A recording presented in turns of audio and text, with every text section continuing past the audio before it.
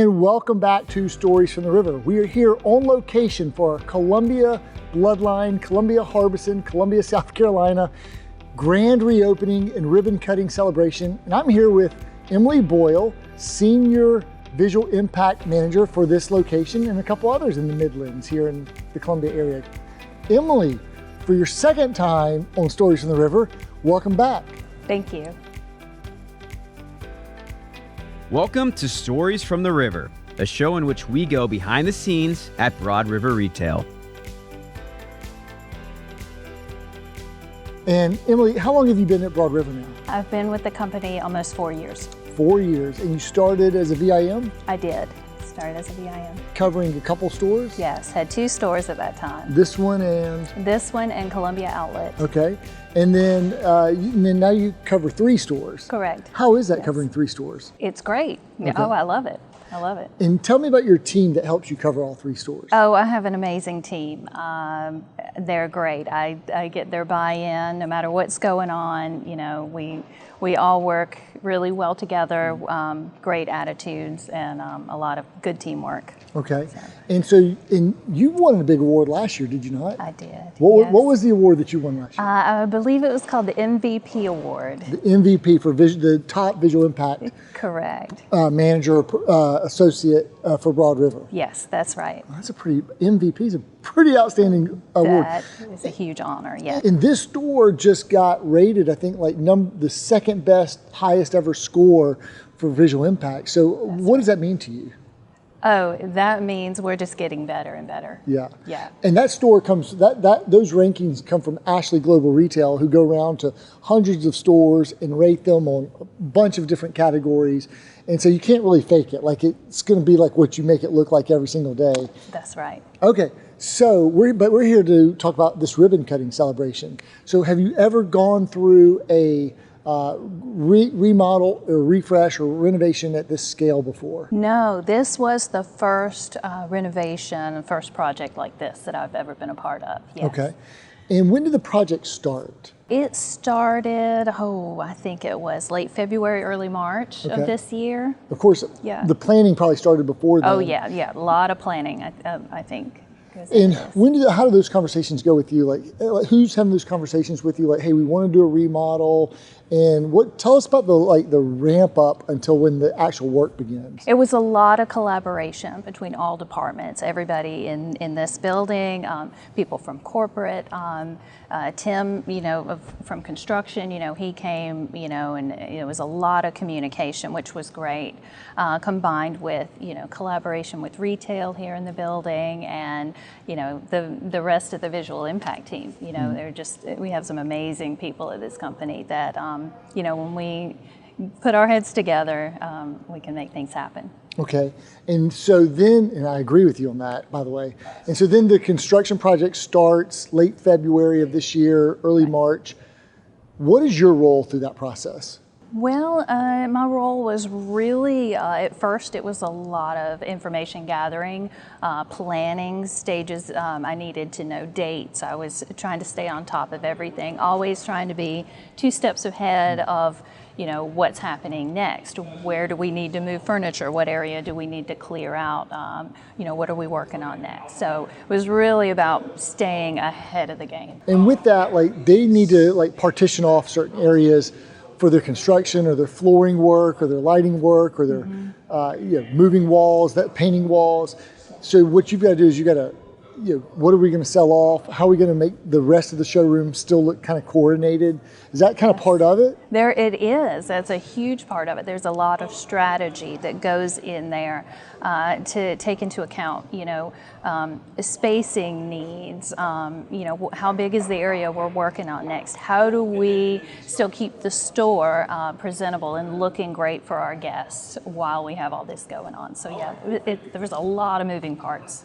So who's in these planning conversations and this collaboration with you? Is it like You and Tim Sales, you and Lynn Knowles, you and Jeannie, you and Troy Walker. Like, who's having these conversations? All of us, everybody. Every week we had touch bases, sometimes 2-3 times, to make sure everybody's on the same page. It was a lot of communication, a lot of calls, a lot of Teams calls, so everybody knew what was going on. That was really the key there, to have everybody on the same page. And also the contractors too, like and Tim's kind of the liaison for what they're doing and what they're going to be doing next. Everyone is just trying to kind of get through it. Let's get through this as quickly as we can. Let's get to the other side of this. How disruptive is it to your team, to the guest shopping, to the sales team here? Like, what does it do to the morale, and how do you kind of keep your head about you during that disruptive process? It's tough because there's a lot going on. You're trying to make the store look great for the guests. You're giving them what they need. Where we've got so much going on. Yeah, there's noise, there's banging, there's walls coming down, there's walls being built. So yeah, with all those moving parts, we needed everybody in the building to be bought in on that. Do you get to see, can you visibly see the frustration of the sales team? And are you part encourager during those times? Well, as much as I could, yes. It definitely does put a strain on the morale just a little bit. Tensions, get a little high, but I think everybody understood that we're all in this together, and I think that was a big part of that. And we have such great people. Everybody was willing to just put that stuff aside and say, hey, we're all on the same team, we're all working on the same project, we're shooting for the same goal, so let's get there together. And are you putting more time into this store or less time during the remodel versus your other stores? Or is it just status quo? It was definitely, I was here a lot. I spent a lot of time in this store, and I don't know if it was necessary, but I felt like I wanted to be a part of it because it was exciting, of course. There were great things happening, great changes being made, and so yeah, I did. I spent a lot of time here because I wanted to make sure that we were on schedule, that we had a plan for the following week, the following day. And yeah, I wanted to make sure that, as far as my team goes, that we're doing everything that we needed to do to make the project go smoothly. Well, you can tell that you really care. And so now we get to the other side of it. You probably take about 3 months. And so I guess we're towards the end of May, and I guess maybe the construction had stopped, but you still have to kind of get some of the new groups and collections in. I don't know when you kind of finally say, hey, this is done. Was there a time when you said, hey, we got it, or is it just kind of always ongoing? I think it's always a work in progress. That's kind of how we feel about it. There's always room for improvement, always opportunities to be better. There was a point where we had some growing pains. It was a little tough, that transition from getting done with the project to getting the store full of furniture. That's a process. So we did. It took some time, but we got there, and yeah, we're always going to continue to make it better. And how much pride do you take in the feedback that you hear, how the store looks? I will tell you, walking from what the store used to be to what it looks like now, it's really, the best way I can describe it is it takes your breath away. It's breathtaking, and it's just such a night and day difference. How much do you take pride more in that, or do you take pride more in what the numbers, the results show? Both, okay. Both. I think it's really rewarding to look at those numbers and see, okay, watch a collection and say, okay, I moved it from this location to this location, or we made these changes, and this is what we have to show for that. These are what the numbers are saying that that's doing for us. But also on top of that, it's great hearing feedback. The everybody that's come in here and has seen the changes has just given me incredible feedback, and it's great to hear, and I appreciate that. So it's really nice to hear.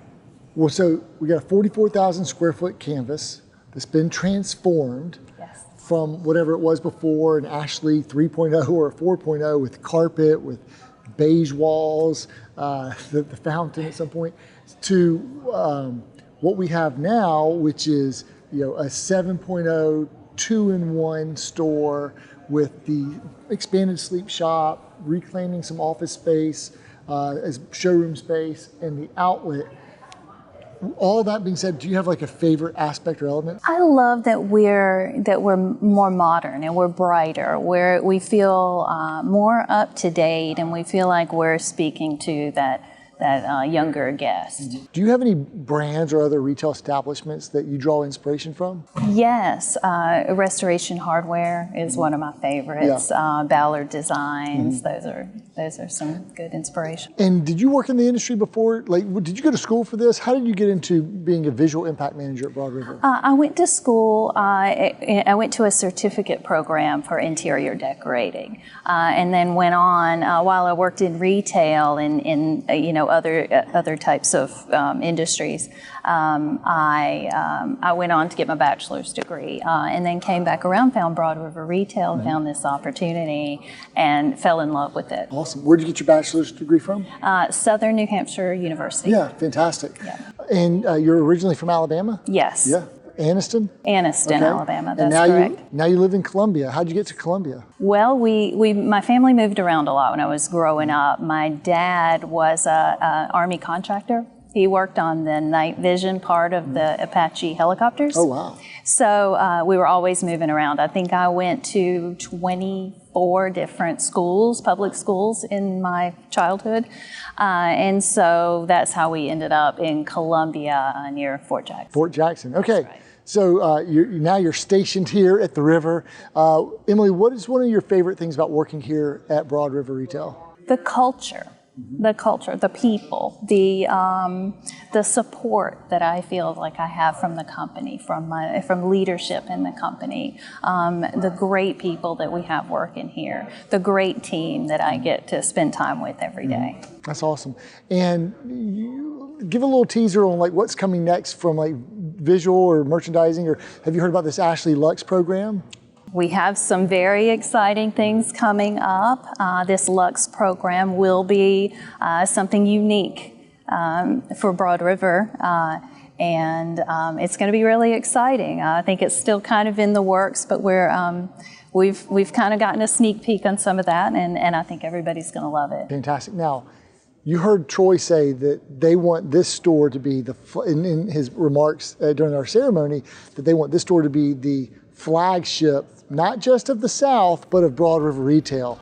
And we have a brotherhood, and we have a family that is going to be the flagship of this company. And Dana said it. It's not what's now, it's what's next. We never stop, and we're not going to stop. When I got here, 435 SPG was a thing. 450, 550, 600, we're not going to stop. We will be the #1 store in this company. And then what's next? There's always something next. What do you think visual's role is in achieving that huge goal? Oh, I think our role would be, shooting for better and better, like we're already doing. I think that's what we're doing, is we're improving what we do every day. And I think just continuing to do that is the goal. And you're also, one last call out, we talked earlier that you were a Founder Scholarship Fund recipient, and so you're going back to school to do what? To get what? I am working on my master's degree in professional writing. Oh wow, professional writing. Yes. That's awesome. And where are you taking those classes? Liberty University, online. Nice. Yeah. You're doing it online? I am, yes. Okay, fantastic. Yes. So we've got a creative type, and Emily is doing a fantastic job writing a beautiful story here in Columbia, South Carolina. And so it's a creative, beautiful story. The team's having a lot of success. You won a big award, MVP award last year. You continue to shine. Your team is shining.